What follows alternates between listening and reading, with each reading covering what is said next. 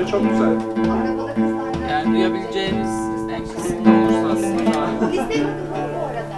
Uzun bir yolun sonunda kendime dönüyordum.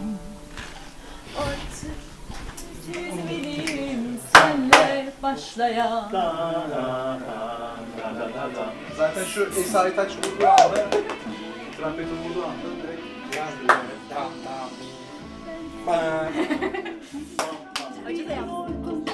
Olamazdım. Belki biraz Kapıyı mı aldı? Kapatalım değil mi? Tamam.